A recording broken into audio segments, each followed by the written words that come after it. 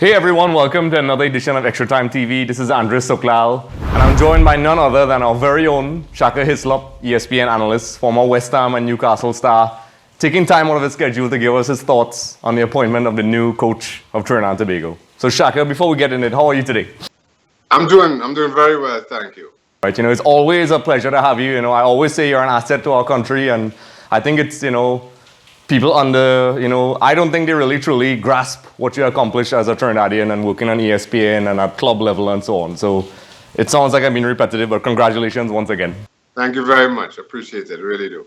So, as we all know, and for Trinidadians who have been living under a rock, the new coach has been appointed. What are your thoughts on the new appointment? Well, I have to admit, Andrea, when I first heard the name and then saw his CV as reported in local media, it took me back a bit. It wasn't a name, it wasn't a CV I was expecting, and nor did I think that at the time it was a man who could get us out of the hole that we've now found ourselves in terms of qualification, thanks to those opening losses in the opening two games. After that, I reached out to a gentleman called Colin Udo, who reports on African football. That's how he got his start in journalism, and now serves as the head of communications for the Nigerian Football Federation. Nigeria actually tried to hire Saintfiet a couple of years back as their head coach. And his opinion was one that kind of struck me as a little bit encouraging, but a little bit odd and contrasting. He said, he's a good coach who manages to get the teams that he coaches to punch above their weight, to play better than you would expect.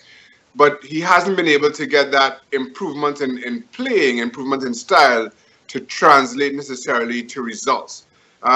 So make what you like of that. And I'm not sure how that fits in to either our qualifying campaign or to a team who I think has enough raw talent to qualify for Russia 2018. But because of, I believe, fractures within the dressing room, in discipline from certain individuals within that dressing room, and a football association who may not have always fully supported Stephen Hart, whether they support Saintfiet in a way that he needs and this campaign needs, time will tell. But judging from the initial press conference where President David John Williams said rather publicly and a little bit embarrassingly that Saintfiet had two games or he'd be looking for yet another job, I thought that undermined the incoming coach's authority somewhat. But we will see whether that was a one-off and whether he still afforded the full support of the Football Association. Yep, a lot of people have been, speaking about it. It is a name that shocked a lot of people, including myself. I had to go do some research because I don't want to speak about a coach I don't really know. And a lot of people are saying, if the Gold Cup may be a secret blessing in disguise, just to look at the positives moving forward, that we have some extra games that we normally would not have had if we qualified for the Gold Cup. Do you think that'll be an asset to him that he has these extra games? Because he openly admitted, he has to get really familiar with the local leagues and the players really quickly. And he maybe some sort of silver lining that he has to play those games. Do you think that'll be a huge advantage for him? Well, I think it will, but it'll be an advantage if he's able to continue to move this team forward, to get this team playing better and to get the results that he needs. Unfortunately, because of his CV, I don't think it affords Saintfiet much of a honeymoon period. So he's going to be judged from day one and result one. So, I don't think a rather critical public will accept a poor result in the same way as it were a more recognized name. Even if the team does play a little bit better but doesn't get a poor result. So it's going to be on him from here. As I say, it may prove to be a blessing, or at the same time it may very well prove to be a bit of a curse. Yeah, many people, I'm not quoting the exact quote, but Stephen Hart said one of the problems with Trinidad is lack of the system is designed as it is right now, or lack of a system, for lack of a better expression, is why our system is basically designed for failure right now. We keep doing stopgap solutions where we want instant results. And for now, in the context of right now, I mean, we need results. But do you see him as let's say he does get the results, do you see him as a long-term solution for Trinidad and Tobago? I don't know. I simply don't know enough of him to make such a judgment call. Unfortunately, this game is a results-driven business, and ultimately you're judging results at the highest level. But it's something I've been saying for quite some time. We just seem to focus on World Cup qualifying campaigns. We have taken the approach over the last few campaigns that as long as you get commercial support and you throw some money behind each campaign, it means the pressure or the onus is on the players to qualify. No, we're a country of 1.5 million people. It takes a lot more than that. It takes more comprehensive grassroots programs. It takes more comprehensive education of coaches. It takes it needs a longer term view to have us continually compete at the highest level of CONCACAF, and we simply haven't done that. We've adopted the approach that if we offer high enough bonuses and we don't make it, then it's the players to blame and nobody else. Now, I've never bought into that. I fully agree with what Coach Hart has said. And as much as I'm encouraged by different programs that the TTFA have announced, most recently an elite coaching program, and they had the secondary schools program, the launch of the support of the NLCB. Those are significant steps in the right direction. The trouble is, we still judge ultimately on what happens at the top level. And as much as this current administration moves the grassroots needle forward, under this administration, you compare and contrast how things were going under the last. It's been a huge disappointment, and somebody's got to have a very close and careful look at that. Yeah, most successful countries in the world, if not all, that are consistently successful, do have some clear short and long-term goals in the developmental system. I did a lot of research, on the Argentine system and the Brazilians, and they have their cycles, but you usually know that they're going to come back in a couple of years. Yeah. But one of the things, being a former player, based on the point situation with the team, when you all qualified, it was at some points looking pretty dire, and you all managed to turn it around. So from a player's perspective, what do you think psychologically is? I mean, we speak about the coaches and the backroom staff, but the actual guys on the field now, what do you think psychologically these guys need to get going and get that campaign back on track? You need a result. Next game, you need a result. It's as simple as that. And you're absolutely right. In 2006, we started with 2 losses. At home to the US and away to Guatemala. But on our third, we got a point at home to Costa Rica, I think it was. And that kind of kick-started our campaign under Leo Benaka. Now, new coaches come in, whether he's in the same category as Leo Benaka or not, time will tell. Whether he has the same effect on the dressing room in terms of unifying the dressing room. Again, time will tell. But a result is needed right now because it's a short hex, and there's not a whole lot of wiggle room, especially when you consider how strong Mexico have looked, how good Costa Rica have looked, Honduras have qualified for the last couple of World Cups, as have the US consistently for the last 2 decades. And the US currently are the only team below us. Many here still aren't betting, many here in the US still aren't betting against the US to qualify.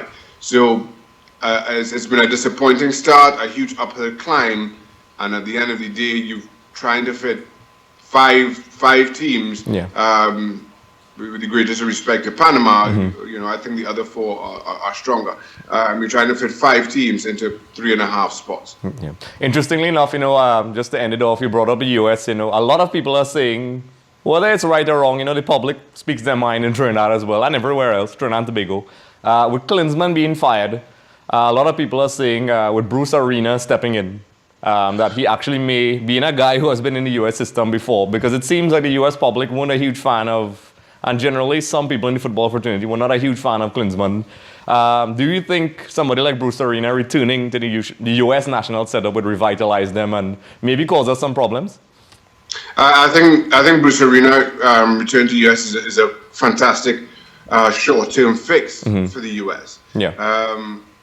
What I understand, and I've met Bruce, I've spoken to Bruce, I've actually played in teams against Bruce Arena, but I've never worked with him. But from what I understand, he's a player's coach. Yeah. And that's exactly what this US US team needs right now. Somebody who similar to our problems, come in and unify the dressing room. Somebody who can get the best out of Josie Altidore, who can better define the role of Michael Bradley, who can somehow get this defense to play with more consistency. And again, from what I understand, Bruce is that guy. Yeah. Now, is he the man who, in the long term, will develop a style of football that an increasingly demanding U.S. public needs? I'm not sure.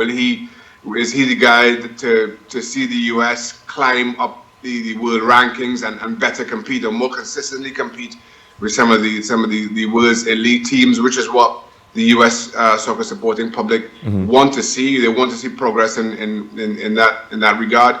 Again, I'm not sure he's the right person. There are a number of names who will be floated about, who many think will fit that bill. But in terms of Russia 2018, Bruce seems to be just the fix that the U.S. men's national team need. Yeah, Kevin and I, we do our previews and reviews, and we both agreed before he was appointed that he's probably the most logical choice. I met him briefly when LA Galaxy played Central FC, and you're definitely right. He's charismatic, and I could see why he could be a player's coach. With that being said, putting things in perspective, Trinidad, when people are evaluating the game, fans have the right to basically react because they're fans and they're emotional.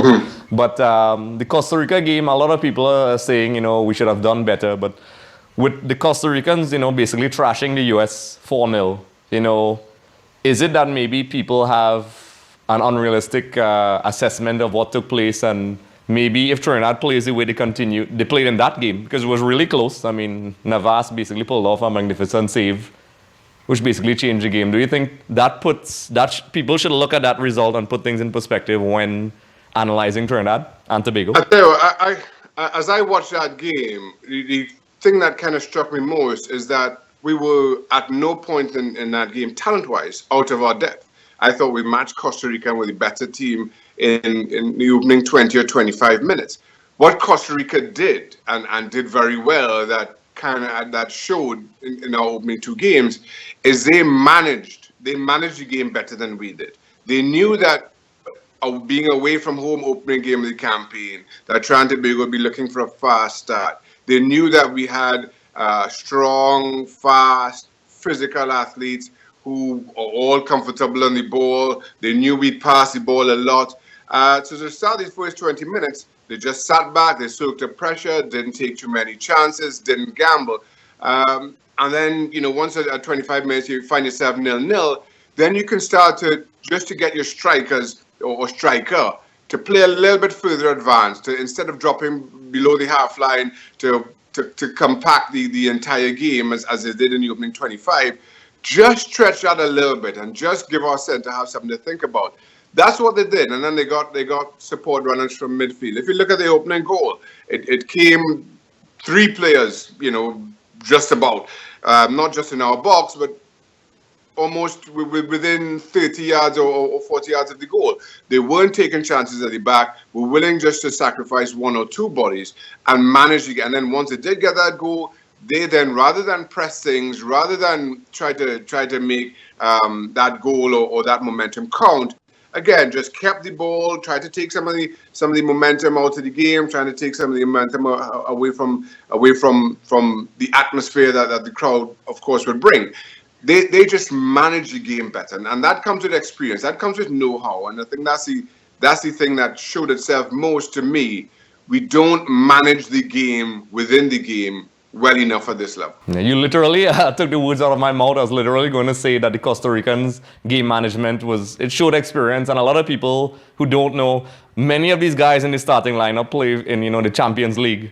Just an example, Navas plays for Real Madrid. So considering if you just look at that comparison, player for player, I think when people look at those, attributes, you'll realize, Trinidad, did not do too bad. And if you take away, isolated episodes, would have done well. Yeah, but I mean, pound for pound, no question, Costa Rica are the better squad. Mm-hmm. But we say that every 4 years. Yeah.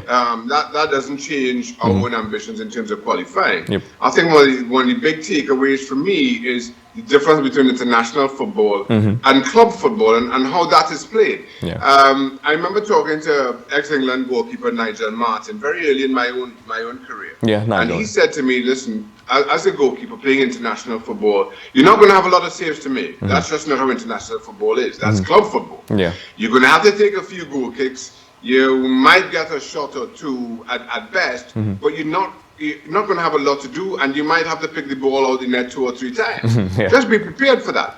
And the point of that being, in international football, people don't shoot from 30 yards. People don't take these unnecessary chances, and the game isn't played at a tempo that you see in club football. Yeah. At international football, people are far more methodical, far more tactical. Yeah. When shots do come in, they come in from within the 6-yard box. They work the ball a whole lot better in that regard. And I think that's, to your point, it's not so much that these players are more experienced than us because they play in Champions League. It's because they understand the momentum and the pace of international football better than we do. Yeah. We try to play that game as we play our club game in the TT Pro League, or as we have a handful of players who play in MLS. We try to play that game as we play club football. Yep. And you simply can't. Yeah. Well, we don't want to keep you backward. As you know, it's a result-oriented game, and us being both Trinidad and Tobago, citizens, something people are emotional about, and also sometimes we have to step back and look at where we are and have realistic expectations. But, we really appreciate your insight from someone like yourself, giving us your thoughts, because it adds validity to, the analysis of what we're doing. So thanks for taking time out of your schedule. It's always a pleasure, Shaka. You're welcome. All right. So we'll definitely keep in touch with you, and as the campaign progresses, we'll see. And, at this point forward, we all have our opinions. We hope that the coach does well and get the results we need. Okay, guys, so don't forget, if you like and subscribe our page on YouTube, Extra Time TV, you instantly qualify to win a copy of FIFA 17. So don't forget, like and subscribe.